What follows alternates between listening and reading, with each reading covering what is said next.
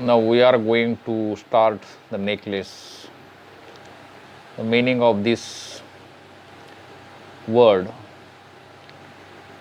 that object is used for women, means women use that ornaments in their neck, around the neck, that is called the necklace.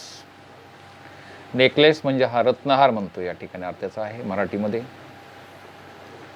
अतिशय मार्मिक ही कथा आहे, story आहे. आणि छोटीची चूक किती गंभीर होते किंवा मोठी होते किंवा त्या एक छोट्याशा चुकीमुळं पश्चाताप करण्याची वेळ येते, असं या ठिकाणीचं थीम आहे, तात्पर्य आहे, सगळं सांगितलेलं आहे. बघा, Matilda was a pretty and charming girl. Matilda ही एक सुंदर आणि उत्साहिक चार्मिंग मुलगी होती. Born as if by error of fate into family of कारकून. ती अशी म्हणते की चुकीने, नशिबाच्या, फेट म्हणजे नशीब, एरर म्हणजे चूक, चुकीने की नशिबाच्या चुकीने ती एका कारकुनी कुटुंबात तिचा जन्म झाला. ती जरी सुंदर आणि चार्मिंग गर्ल होती तरी एका नशिबाने, म्हणतो आपण, एका बॅड नशिबाने तिचा त्या ठिकाणी क्लर्क या फॅमिलीमध्ये तिचा जन्म झाला. She had no means of becoming known, understood, loved, be wedded to an aristocrat. Aristocrat या ठिकाणी याचा अर्थ आहे की श्रीमंत, aristocrat. She had no means of becoming known. त्याला याची नोन म्हणजे अशी प्रसिद्धीची तिच्याकडे काय अशी अपेक्षा नव्हती. तिला कुणी अंडरस्टूड, तिला समजलं नव्हतं. Loved, wedded, aristocrat. मग काय श्रीमंत किंवा धनवान अशा मुलाबरोबर किंवा माणसाबरोबर तिचं लग्न होईल असे तिला वाटत नव्हतं, कारण तिचा जन्म एका साध्या कारकुनी कुटुंबामध्ये झाला होता असं ती म्हणत होती. She let herself to be married to minor official at ministry of education. Education हे शिक्षण मंत्रालयाच्या एका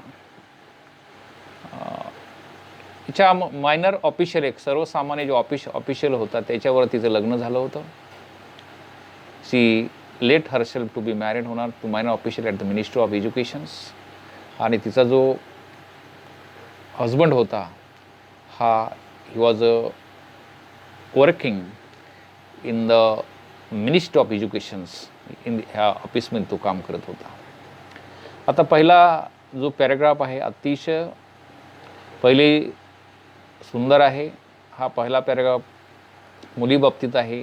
ती कशी दिसत होते, what was she like, and where was she born and she had no means becoming known. तिला समजून कोणी घेत नव्हतं किंवा घेणार नव्हतं असं आपण म्हणू, aristocrat. And but with whom she was married. कोणाबरोबर तिचं लग्न झालं.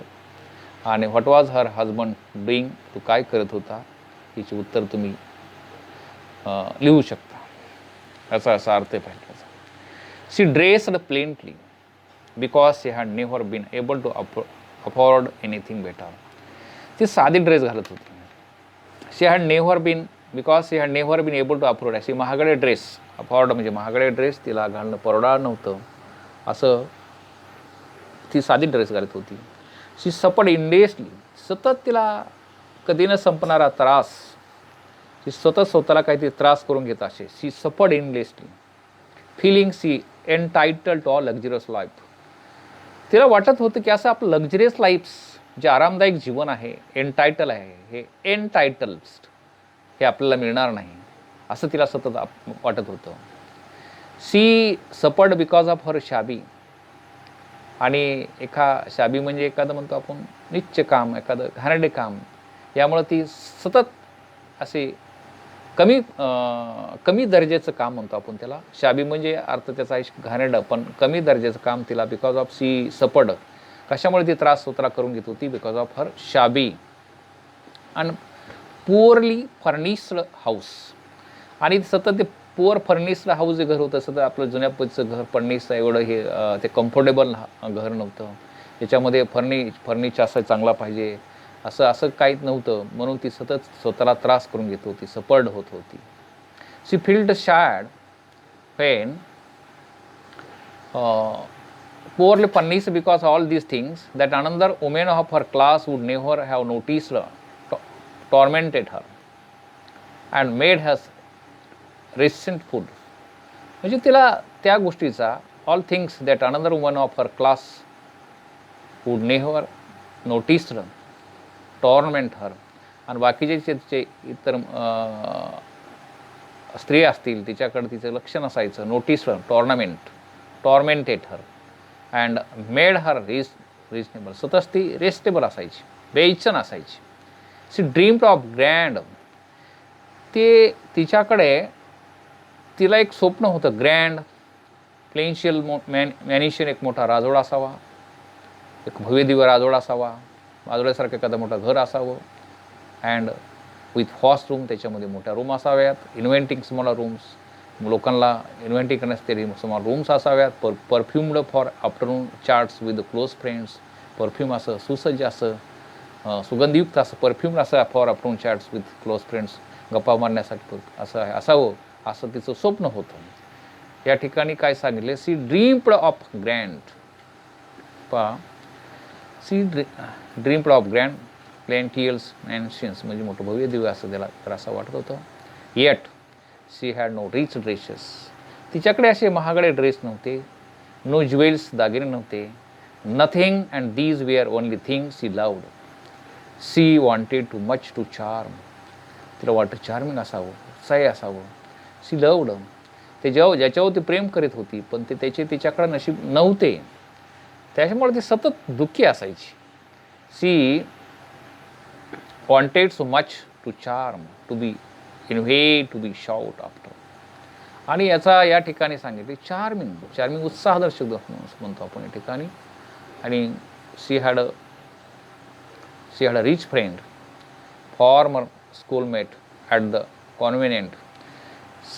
तिच्याकडं तिला एक अशी मैत्रीण होती, फॉर्मर स्कूलमेट तिच्या शाळेतील, ॲट द कॉन्व्हेंट. या कॉन्व्हेंट शाळेमध्ये तिची एक क्लासमेट होती. होम शी अवॉइडेड व्हिजिटिंग. सतत तिला ती तिला भेट द्यायची टाळायची. कारण ती एक श्रीमंत होती, मी गरीब आहे, ते तिला असं वाटायचं. बिकॉज आफ्टरवर्ड शी वूड विप विथ रिग्रेट, डिस्पियर अँड मिजरी. आणि मिजरी आणि डिस्पियर अशी सतत निराश, मिजरेबल लाईफ, रिग्रेट, सतत ते असे त्या बाबतीत रडत असे. शी वूड विप म्हणजे रडणे.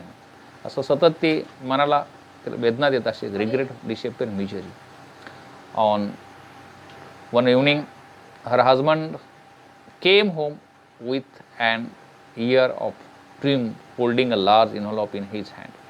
आणि एके दिवशी तिच्या नवरा घरी आला with a air. One evening Krishna एका संध्याकाळी तो घरी husband came home with an air triumph holding, असा मग भव्य असा विजयाचा एक holding large envelope in his hand. त्याच्या हातामध्ये एक मोठा इन्व्हॉल्व होता. लुक, त्याच्या बायकोला म्हणतो, he said there is something for you. हे तुझ्यासाठी काहीतरी या ठिकाणी मी घेऊन आलेलो आहे.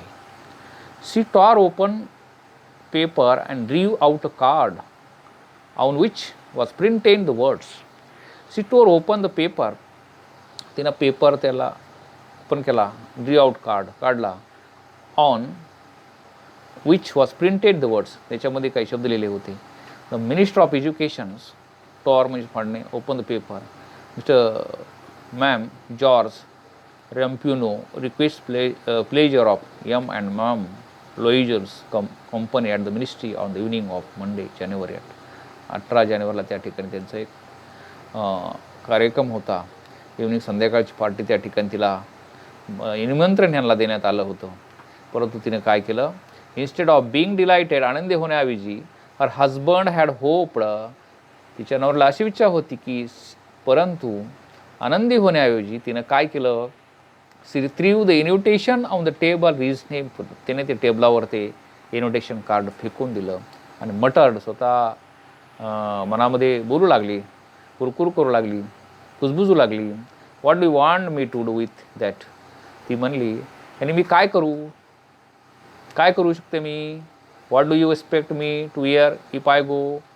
जर मला तिकडे जायचं असेल तर मला घालण्यासाठी काय आहे माझ्याकडं.